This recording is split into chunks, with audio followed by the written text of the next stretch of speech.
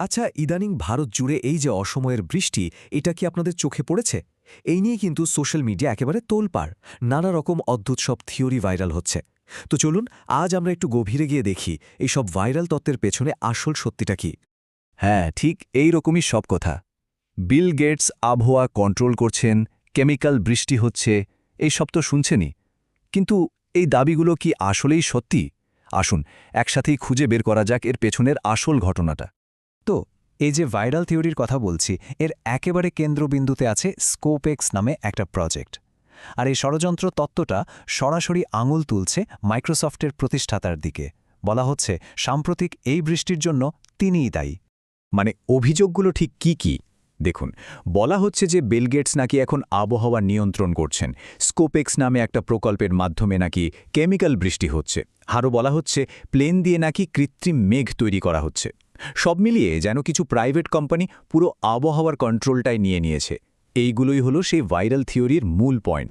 তো দাবিগুলো তো আমরা শুনলাম, কিন্তু যে প্রজেক্টটাকে নিয়ে এত কথা, এত বিতর্ক, সেই স্কোপেক্স প্রজেক্টটা আসলে কি ছিল? এর আসল উদ্দেশ্যটাই বা কী ছিল? শুনলে হয়তো অবাক হবেন, এই প্রজেক্টের আসল লক্ষ্য কিন্তু বৃষ্টি তৈরি করা ছিলই না, একদমই না। এর উদ্দেশ্য ছিল বিশ্ব উষ্ণায়নের যে ভয়ঙ্কর প্রভাব, তা থেকে পৃথিবীকে বাঁচানোর একটা চেষ্টা করা।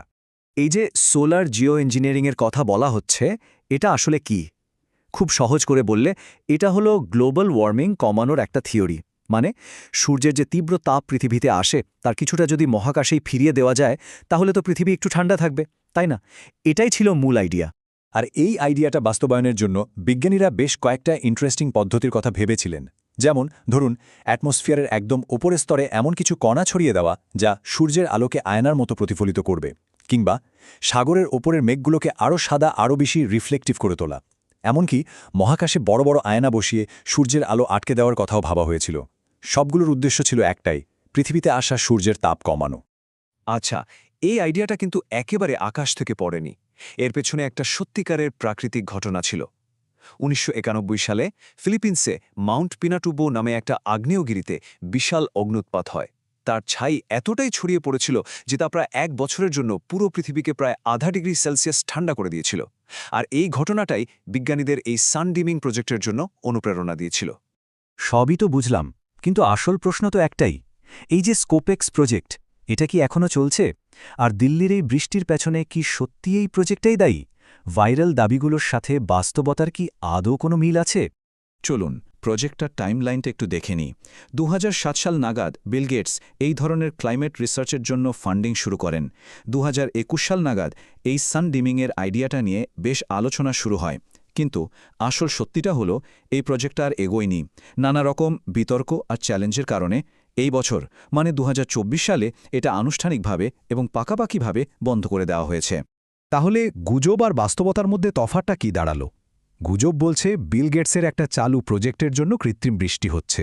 আর বাস্তবতা হলো প্রজেক্টটা ছিল সূর্যের তাপ কমানো নিয়ে, বৃষ্টির সাথে এর কোনো সম্পর্কই নেই। আর সবচেয়ে বড় কথা, প্রজেক্টটা এখন পুরোপুরি বন্ধ। তো বটম লাইনটা কি? খুব সহজ। দিল্লির এখনকার বৃষ্টির সঙ্গে এই স্কোপেক্স প্রজেক্টের দূর দূরান্ত পর্যন্ত কোনো সম্পর্ক নেই, একদমই নেই। বেশ, তাহলে যদি এটা ষড়যন্ত্র না হয়, তাহলে এই যে অসময়ের বৃষ্টি, এর আসল কারণটা কি? এর পেছনে নিশ্চয়ই কোনো বৈজ্ঞানিক ব্যাখ্যা আছে, তাই না? হ্যাঁ, অবশ্যই আছে। আর এই বৃষ্টির আসল কারণের একটা নামও আছে। আবহাওয়াবিদরা একে বলেন ওয়েস্টার্ন ডিস্টারবেন্স, বা আমরা বাংলায় যাকে বলি পশ্চিমী ঝঞ্ঝা। এখন প্রশ্ন হল, এই পশ্চিমী ঝঞ্ঝা জিনিসটা কি? আসলে এটা ভূমধ্য সাগরীয় এলাকা থেকে তৈরি হওয়া একটা ওয়েদার সিস্টেম। এটা শীতকালে আমাদের দেশের উত্তর পশ্চিম অংশে বৃষ্টি নিয়ে আসে। আর এটা কিন্তু কোনো নতুন বা কৃত্রিম ঘটনা নয়, এটা একটা একদম স্বাভাবিক প্রাকৃতিক ব্যাপার। এখানে একটা জিনিস পরিষ্কার করে নেওয়া দরকার। এই ওয়েস্টার্ন ডিস্টারবেন্স আর ক্লাউড সিডিং বা কৃত্রিম বৃষ্টি কিন্তু এক জিনিস নয়। ক্লাউড সিডিংয়ে সিলভার আয়োডাইডের মতো কেমিক্যাল ব্যবহার করে মেঘ তৈরি করা হয়, কিন্তু দিল্লির এই বৃষ্টিটা হচ্ছে সম্পূর্ণ প্রাকৃতিক কারণে। কিন্তু একটা প্রশ্ন তো থেকেই যায়, তাই না? যদি এই পশ্চিমী ঝঞ্ঝা একটা স্বাভাবিক ঘটনাই হয়, তাহলে এবছর এটা নিয়ে এত কথা হচ্ছে কেন? কেন এটা এত অন্যরকম মনে হচ্ছে? এর পেছনে আসলে দুটো বড় কারণ আছে। প্রথমত টাইমিং। সাধারণত এই বৃষ্টিটা জানুয়ারি ফেব্রুয়ারি মাসে হয়, কিন্তু এবছর এটা এসেছে মার্চ মাসে। বেশ কিছুটা দেরিতে। আর দ্বিতীয় কারণটা আরও ইন্টারেস্টিং, মেঘের আকৃতি। এবার আকাশে মেঘগুলো প্রায় 1000 কিলোমিটার লম্বা একটা সরল রেখার মতো দেখা গেছে, যেটা একেবারেই স্বাভাবিক নয়। আর এই দুটো অদ্ভুত জিনিস দেখেই মানুষের মধ্যে এত জল্পনা কল্পনা শুরু হয়েছে। তাহলে চলুন পুরো ব্যাপারটা একবার এক ঝলকে দেখে নিই। যে দাবি করা হচ্ছিল যে বিল গেটস বৃষ্টি ঘটাচ্ছেন, সেটা একেবারেই ভুল। আসল কারণ হলো পশ্চিমী ঝঞ্ঝা।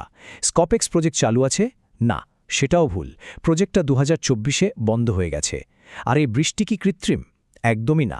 এটা একটু দেরিতে আসা একটা পুরোপুরি প্রাকৃতিক ঘটনা। তো সব মিলিয়ে আমরা একটা ষড়যন্ত্র তত্ত্বের শুরু থেকে শেষ পর্যন্ত দেখলাম, কিন্তু শেষে একটা বড় প্রশ্ন থেকে যায়। জলবায়ু পরিবর্তন তো একটা বাস্তব সংকট, তাই না? এরকম একটা সময়ে কোনটা আসল বৈজ্ঞানিক সমাধান আর কোনটা বিপজ্জনক গুজব, এই দুটোর মধ্যে পার্থক্য করতে পারাটা আমাদের সবার জন্য কতটা জরুরি বলে মনে হয়?